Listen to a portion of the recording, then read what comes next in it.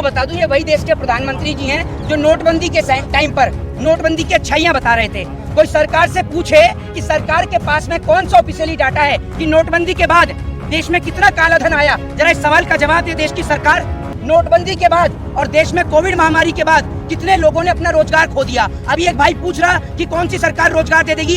जब देश में सरकारी संस्थान नहीं बचेंगे, जब देश में रेलवे नहीं बचेगा तो रेल मंत्री का क्या काम। जब इस देश में एयर इंडिया नहीं बचेगा तो ज्योतिरादित्य सिंधिया का क्या काम। जिस व्यक्ति ने कभी क्रिकेट नहीं खेला तो बीसीसीआई में मेंबर किस कीमत पे बन के बैठा है। जरा ये बताइए। श्वेता सिंह अभी एक वो मैडम थी, आपको पता ही होगा, नैनो चिप जो ढूंढ रही थी 2000 के नोट में। उनके 2000 के नोट में नैनो चिप के चक्कर में 4-5 नोट फाड़ दिए। 2000 की नैनो चिप ही नहीं मिली। मीडिया की हालत इतनी खराब है कि मीडिया को सुनने वाले जो अंधभक्त हैं वो उनका तो ये हाल है इस देश में कि अगर मीडिया कल को टीवी पर दिखा दे कि भैया गोबर नहीं ये च्यवनप्राश है तो आज अंधभक्त चाट जाएंगे। ये स्थिति है इस देश की।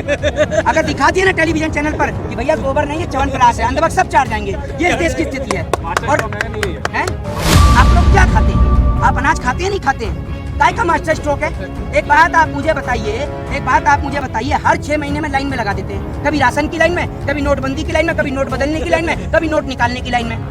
देश के प्रधानमंत्री को जब जरा सा भी फर्क नहीं है, वो जापान चले गए।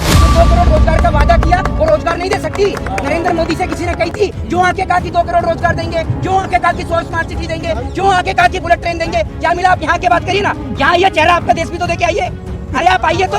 इनकी पार्टी का एमएलए कुलदीप सिंह सेंगर वो बलात्कारी, एक नेता विधानसभा में वो पॉर्न वीडियो देख रहा। और सबसे बड़ी बात, इनका दोस्त, इनका यार जिसके लिए प्रचार किया अब की बार ट्रंप सरकार, वो ट्रंप आपको पता है किस मामले में जेल गया है? पॉर्न स्टार के मामले में जेल में गया हुआ है। अब लेके पहुंची उसके लिए अचार और पराठे खिलाइए उसे। भाई साहब संगति ऐसी है, संगति ऐसी है। नरेंद्र मोदी जी की अगर विदेश नीति मजबूत होती तो आज अरुणाचल प्रदेश पे चाइना ने जिस जमीन को कैप्चर किया वो जमीन खाली हो चुकी है। अरे सुन लीजिए, नरेंद्र मोदी जी की अगर विदेश नीति मजबूत होती तो सरहद पर एक सिंगल जवान भी शहीद नहीं होता। ये बात आप याद रख लीजिए। और सुन लीजिए, विदेश नीति को मजबूत करने की जरूरत नहीं है। अगर आपको जवानों की शहादत को रुकवाना है तो विदेश नीति मजबूत मत करो। अगले दिन नेक्स्ट डे सेम डे अगर एक जवान भी शहीद हो जाए तो आप मेरा सर होगा और आपका जूता होगा। सिर्फ 10 दिन के लिए नेताओं के बच्चों को बॉर्डर पे खड़ा कर दीजिए। एक तरफ नेताओं के बच्चे इधर से इंडिया वाले और उधर से पाकिस्तान वाले बॉर्डर पे खड़े कर दिया जाए। अगर एक तरफ से भी गोली चल जाए तो भाई साहब मेरा सर होगा और आप सबका जूता होगा। एक सिंगल गोली नहीं चल सकती, क्योंकि पता है ना नेताजी के बच्चे खड़े हुए हैं, कहां से गोली चल जाएगी। असल में इस देश को डराया जाता है पाकिस्तान के नाम पर और पाकिस्तान को डराया जाता है इंडिया के नाम। स्थिति है कि क्रिकेटर जो है वो जुए का प्रचार कर रहे हैं और सेलिब्रिटी जो है वो गुटके का प्रचार कर रहे हैं। ये इस देश की स्थिति हो चुकी है और बड़ी बदहाल स्थिति है। जी स्थिति कैसे बदलेगी इस देश की? स्थिति जब बदलेगी इस देश की, जो आप ये देख रहे हैं ना, जो टेलीविजन पे जो कार्यक्रम आता है 8 से 9 बजे का कार्यक्रम, अगर इस पे लगाम लगा दी जाए तो देश की स्थिति अपने आप बदल जाएगी। परमानेंट बेरोजगारी कौन सी सरकार मिटा देगी? है जी, परमानेंट बेरोजगारी कौन सी सरकार मिटा देगी? परमानेंट बेरोजगारी कोई सरकार नहीं मिटा सकती, लेकिन कम से कम रोजगार तो दे सकती है। जो 2 करोड़ रोजगार का वादा किया वो रोजगार नहीं दे सकती। नरेंद्र मोदी से किसी ने कही थी जो आके कहा कि 2 करोड़ रोजगार देंगे, जो आके कहा कि 100 स्मार्ट सिटी देंगे, जो आके कहा कि बुलेट ट्रेन देंगे। क्या मिला? आप यहाँ की बात करिए ना, यहाँ ये चेहरा आपका देश भी तो देखे आइए।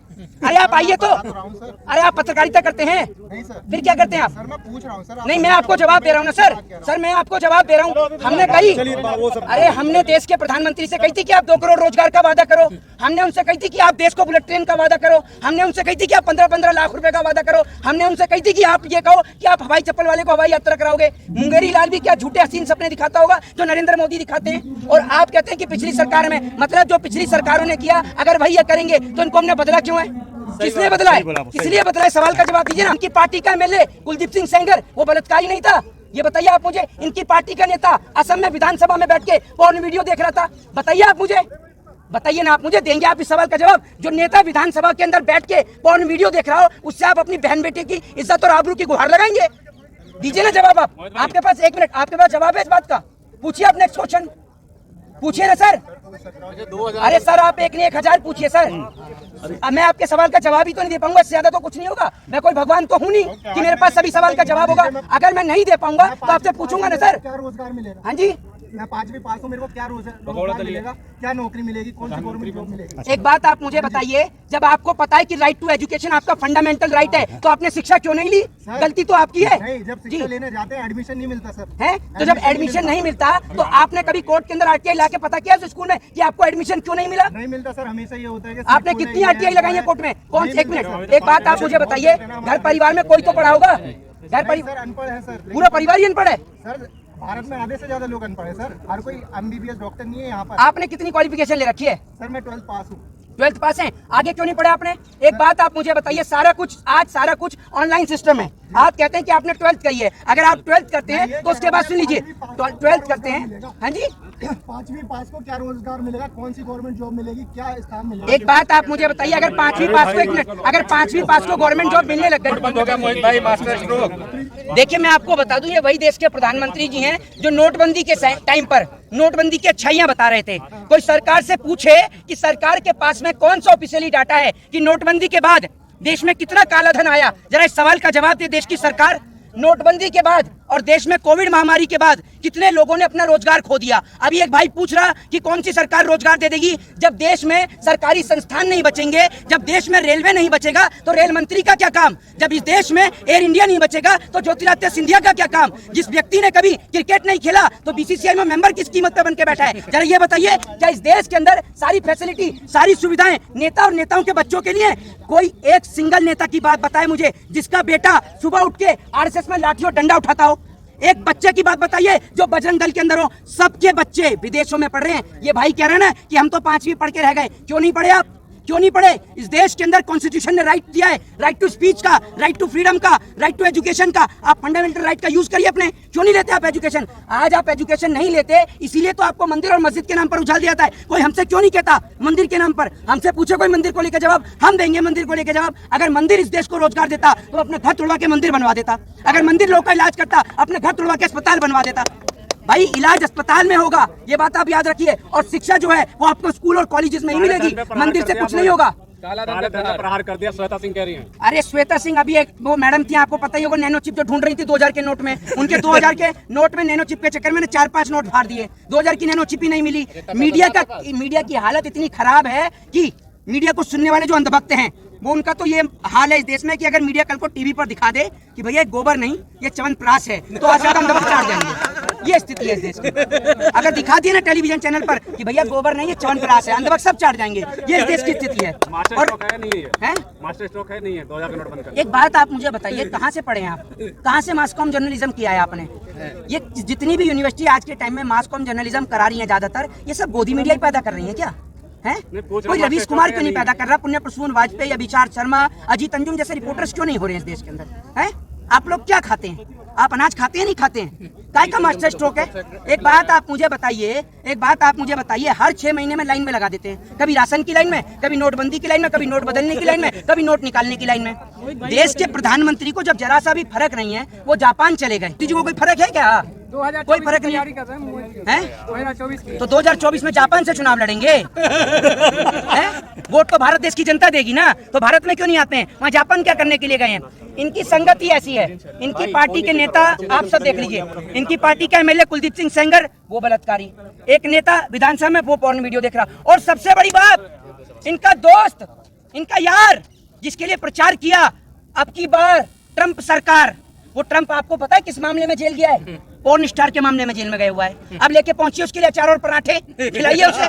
भाई साहब संगति ऐसी है, संगति ऐसी है। G7 में फ्रांस के प्राइम मिनिस्टर गले मिल रहा है मोदी जी। ये तो भैया G7 में ऐसे दिखाते हैं भैया मोदी जी को, जैसे सिर्फ मोदी जी को बैठने के लिए सोफा मिला हुआ है, बाकी जो बाइडेन जो है वो छोले की लाइन में लगा हुआ है। जिनपिंग के कुर्ते पर जो नहीं जिनपिंग के कुर्ते पर वो दही बल्ले गिर गए हैं, है ना? मोदी जी को सोफा मिला हुआ है, बाकी के सारे नेता दरी पर बैठे हुए हैं। यही है ना इस देश में? कैसी बात करते हैं आप, बेवकूफी भरी बात करते हैं। एक बात आप मुझे बताइए, नरेंद्र मोदी जी की अगर विदेश नीति इतनी मजबूत होती, जितने भी अंधभक्त हैं ना अपने कान का पर्दा खोल के सुन लें। पहली बात तो उनका कान का पर्दा खराब हुआ पड़ा है, फिर भी सुनने झांकते हैं, सुनते हैं। नरेंद्र मोदी जी की अगर विदेश नीति मजबूत होती तो आज अरुणाचल प्रदेश पे चाइना ने जिस जमीन को कैप्चर किया वो जमीन खाली हो चुकी होती। अरे सुन लीजिए, नरेंद्र मोदी जी की अगर विदेश नीति मजबूत होती तो सरहद पर एक सिंगल जवान भी शहीद नहीं होता। ये बात आप याद रख लीजिए। और सुन लीजिए, विदेश नीति को मजबूत करने की जरूरत नहीं है। अगर आपको जवानों की शहादत को रुकवाना है तो विदेश नीति मजबूत मत करो। अगले दिन नेक्स्ट डे सेम डे अगर एक जवान भी शहीद हो जाए तो आप मेरा सर होगा और आपका जूता होगा। सिर्फ 10 दिन के लिए नेताओं के बच्चों को बॉर्डर पे खड़ा कर दीजिए। एक तरफ नेताओं के बच्चे इधर से इंडिया वाले और उधर से पाकिस्तान वाले बॉर्डर पे खड़े कर दिया जाए। अगर एक तरफ से भी गोली चल जाए तो भाई साहब मेरा सर होगा और आप सबका जूता होगा। एक सिंगल गोली नहीं चल सकती, क्योंकि पता है ना नेताजी के बच्चे खड़े हुए हैं, कहां से गोली चल जाएगी। असल में इस देश को डराया जाता है पाकिस्तान के नाम पर और पाकिस्तान को डराया जाता है इंडिया के नाम पर, जबकि इंडिया वाला यहाँ आकर इंडिया वाला वहां जाके बिरयानी खा रहा है और पाकिस्तान वाला यहाँ आके खा रहा है, दोनों खा रहे हैं। मोदी जी ने कहा था कि नोट इकट्ठे नहीं करने देंगे अब कि हम किसी को, इसलिए बंद किया गया। हाँ, नहीं बोला था उन्होंने। हाँ तो 2000 के नोट को इकट्ठे हाँ तो अंबानी और अडानी तो कल से कटोरा लेके बैठेंगे, नोट तो उन पे है ही नहीं, है ना। कटोरा लेकर बैठेंगे वो तो कल से। कैसी बेवकूफी वाली बातें कर रहे हैं। देना पड़ेगा जिन लोगों ने इकट्ठा कर लिया। लिया है नरेंद्र मोदी जी नीरव मोदी को। इस बार मोदी जी टीवी पे नहीं आए हैं? इस बार मोदी जी टीवी पे नहीं आए। जिस तरीके से आप लोग बिजी होंगे ना कई कार्यक्रम में। आप लोग दिखाते तो आप लोग मोदी जी को ही दिखाते हैं 24 घंटे। अब आप एक समय में एक ही तो आदमी को दिखाएंगे, या तो वो यूपी वाले बाबा को दिखा लेंगे या मोदी जी को दिखा लेंगे, एक ही को तो दिखाएंगे। मोदी जी टीवी पर नहीं आए। अभी मोदी जी वो चीते लेकर आए थे, देखा नहीं भाई साहब। जब चीते लेकर आए मैं तो देख के हैरान हो गया। मोदी जी लेके आए अफ्रीका से चीते। चीते खाना नहीं खा रहे हैं, चीतों ने आज खाना खा लिया। चीते आज यहाँ घूम रहे हैं। पता चला चीते इसलिए खाना नहीं खा रहे क्योंकि अफ्रीका से आए हैं। भैया चीते हो गया क्या हो गया। देश की जनता को खाने को रोटी नहीं है, उस पर चर्चा नहीं है। मैं आपको बता दूं ये इंटरनेशनल इतने बड़े वाले फकीर हैं, जिस आदमी के हाथ में पैसा लग गया ऐसे खर्च कर रहे हैं। 10 लाख का सूट जीवन में नहीं पहना होगा उन्होंने, आज 10 लाख का सूट पहन रहे हैं। एक महात्मा गांधी थे जिन्होंने वस्त्रों का त्याग कर देश को कपड़ा पहनाया सूत काट कर। ये आज के टाइम के इंटरनेशनल फकीर हैं जो जनता को नंगा कर कर और खुद 10 लाख का सूट पहन रहे हैं। और आज मैं आपको लिख के दे रहा हूँ, नरेंद्र मोदी जी ने जो एक बात कही थी कि भैया, नरेंद्र मोदी जी ने जो एक स्टेटमेंट दिया था कि मैंने भीख मांग के खाए, 35 साल मैंने भीख मांग के खाई है, वही हाल इस देश की जनता का भी करेंगे। जब तक उसके हाथ में कटोरा नहीं थमा देंगे तब तक ये प्रोसीजर नहीं रुके। जो इतने समय से इस देश के नेता हराम का खा रहे हैं, हराम की पेंशन खा रहे हैं, जो टैक्स हम पे करते हैं उस टैक्स के पैसे से ये नेता जो है अपना वेतन भत्ता लेते हैं, पेंशन लेते हैं। कोई एक बार नेता बनता है तो एक बार की पेंशन, दोबारा चुनाव जीतेगा तो 2 बार की पेंशन, 3 बार जीतेगा तो 3 बार की पेंशन। ये क्या ड्रामा मचा रखा है अपने देश में। पेट आपका इतना निकला हुआ है, जनता बेचारी यूं हो गई, सूख गई, और इनका पेट इतना इतना निकला हुआ है कि 2 किलोमीटर भगवा लिया तो इनकी सांस फूलने लग जाएगी। भारतीय जनता पार्टी का कोई भी नेता बोलने के लिए तैयार नहीं है। 50 से 60 डिग्री कॉलेज हैं, हेलीकॉप्टर से घूमते हैं, चार्टर्ड प्लेन लेके घूमते हैं, बढ़िया हाई फाई रॉयल्टी वाली जिंदगी जीते हैं। ठीक है, ना नरेंद्र मोदी सरकार की और ना खुद स्वयं नरेंद्र मोदी जी की किसी की भी बोलने की हिम्मत नहीं। और बात रही देश में महिला मंत्रियों की, तो भैया स्मृति ईरानी जी का ऐसा है कि जब बात उनकी बेटी की आती है तो गला फाड़ फाड़ के चिल्लाती हैं।